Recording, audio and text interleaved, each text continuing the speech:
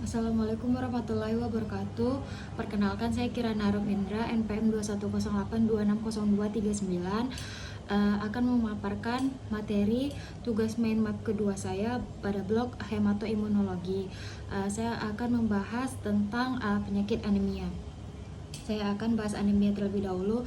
Anemia merupakan suatu kondisi di mana suplai oksigen berkurang di dalam tubuh.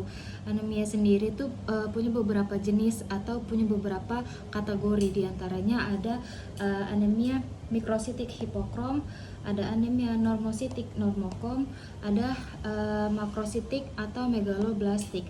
Nah, jenis-jenis yang saya bacakan tadi adalah ukuran-ukuran dari sel darah merah yang dibentuk. Nah, untuk pemeriksaan indeks eritrosit, jika dilihat dari mikrositik hipokrom, warnanya itu pucat, lalu MCV-nya itu menurun. Lalu kita akan lakukan pemeriksaan profil besi. Jika profil besi atau besi serumnya normal, maka bisa dikategorikan pasien tersebut mengalami thalassemia atau penyakit sideroblastik, anemia sideroblastik. Lalu kalau misalnya profil besi atau besi serumnya menurun, maka dikategorikan pasien mengalami defisiensi besi dan penyakit kronik. Hal ini defisiensi besi bisa merupakan suatu kondisi di mana pasien berkurangnya zat besi dalam tubuh. Lalu ada normositik normokrom, indeks eritrofit atau MCV-nya itu biasanya normal. Untuk retikulosit atau eritrosit mudanya itu kalau meningkat maka dikategorikan anemia hemolitik atau bisa juga perdarahan akut. Tapi kalau normal namun kadang-kadang bisa turun, maka dinamakan anemia aplastik, anemia renal ataupun leukemia. Untuk makrositik atau megaloblastik itu MCV-nya meningkat, biasanya pada pasien-pasien dengan defisiensi folat dan defisiensi B12. Untuk defisiensi folat ini biasanya untuk ibu hamil.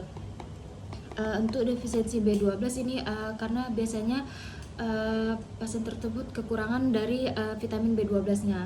Untuk pemeriksaan penunjang pada pasien anemia ini bisa kita lakukan darah rutin, indeks eritrosit, profil besi, sama MDT. Untuk darah rutin biasanya kita lakukan pemeriksaan HB untuk menentukan apakah pasien tersebut mengalami anemia atau tidak. Untuk laki-laki biasanya kurang dari 13 gram per desiliter.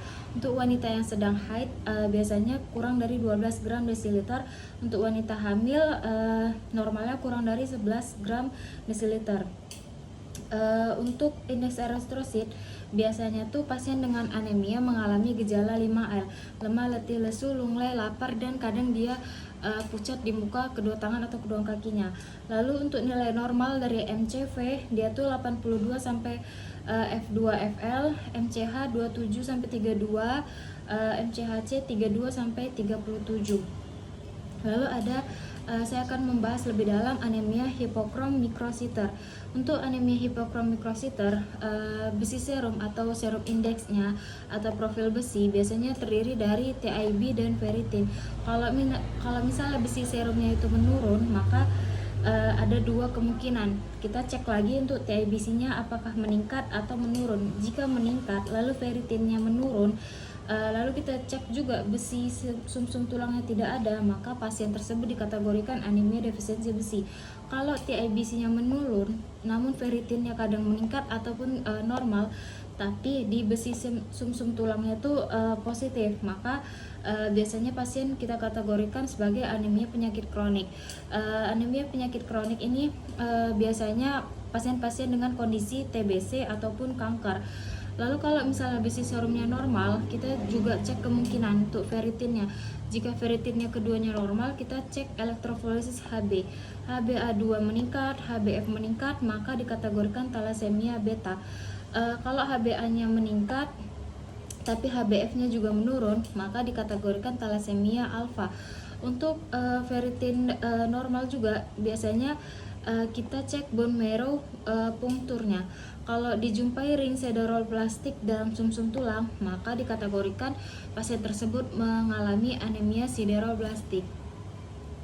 Lalu anemia mikrositik dengan MCV kurang dari 80, terdiri dari talasemia, anemia defisiensi besi, sideroblastik, dan anemia penyakit kronis yang saya jelaskan tadi sebelumnya.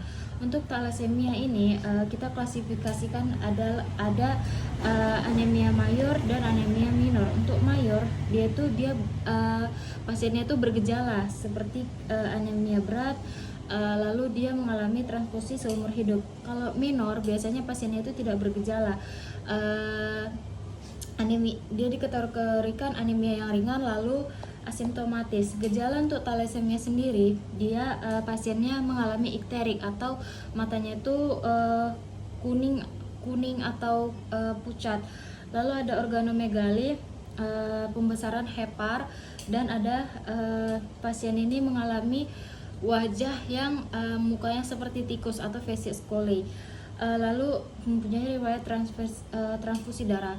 Untuk periksa penunjangnya seperti biasa kita lakukan HB elektroforesis. Untuk thalassemia jenis alfa, HbA-nya tadi yang sudah saya jelaskan meningkat, HbA2 dan HbF-nya menurun.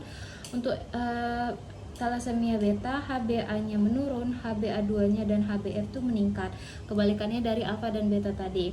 Untuk MDT-nya mereka sama, akan di sel darah merahnya itu mempunyai sel target. Lalu tata laksananya kita lakukan transfusi PRC atau transfusi jenis PRC.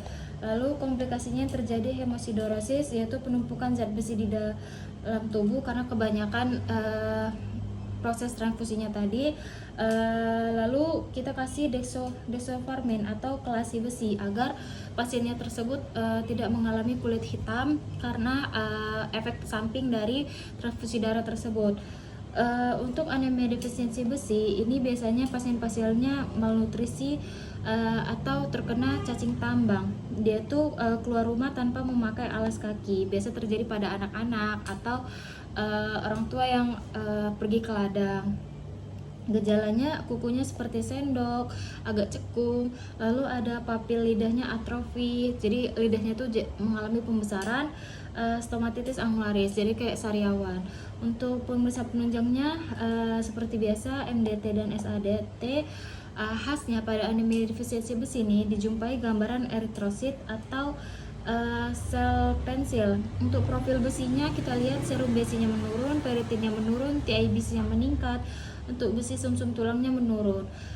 Untuk tata laksananya kita kasih sulfasferus atau SP 3x200 sampai HB-nya tuh kembali normal. Atau bisa juga sulfasferus 3x100 mg 2-3 bulan setelah HB-nya normal. Lalu kita akan lakukan monitoring terapi dengan pemberian retikulosit 2 minggu setelah terapi, maka retikulositnya harus meningkat. HB 1 bulan setelah terapi, HB-nya tuh harus meningkat. Dan kalau misalnya ada malnutrisi atau karena cacing tambang, kita kasih obat albendazole sebagai obat anti cacingnya tersebut. Lalu ada anemia sideroblastik, biasanya riwayat penyakit INH dan peminum alkohol atau obat-obat yang mengandung isoniazid. Biasa juga pasien dengan riwayat TBC. Lalu periksa penunjungnya untuk BMP-nya dijumpai ring sideroblast. Untuk anemia penyakit kronis, penyakit kronisnya itu juga sama seperti sebelumnya, bisa karena pasien dengan TB, sifilis, limfoma, AIDS, dan kanker. Untuk periksa penunjangnya sama anemia pada umumnya, yaitu profil besi, ferritinnya kadang normal kadang meningkat, lalu ada TIBC. Lalu ada anemia normositik normokrom. Kita lihat retikulositnya atau MDT, morfologi darah tepinya. Di sini normositik normokrom, MCV-nya tuh normal. Tapi apabila retikulositnya meningkat, maka dikatakan ada perdarahan akut.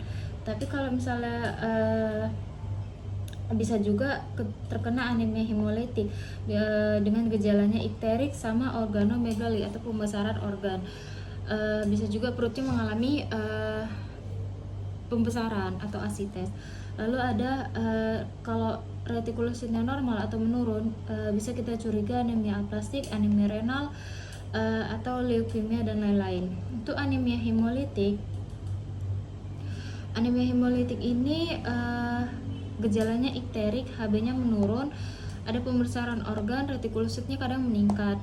Untuk penyebabnya itu ada dua, ada intrinsik sama ekstrinsik. Kalau intrinsik dia tuh mengalami ada membran enzim sama hemoglobin di sekitar retikulositnya tersebut. Tapi kalau ekstrinsik itu karena autoimun, infeksi, mikroangiopati atau katup jantungnya buatan. Lalu ada anemia hemolitik defect intrinsik tuh kalau misalnya di membran terjadi hereditary spherocyte atau osmotic fibril test, MDTS, ADTS spherositnya. Lalu ada enzim GSPD defisiensi, lalu hemoglobinopati, thalassemia dengan sickle cell. Untuk anemia hemolitik defect intrinsik adalah penghancuran sel darah merah karena adanya kecacatan pada eritrosit tersebut. Ini adalah referensi yang saya gunakan.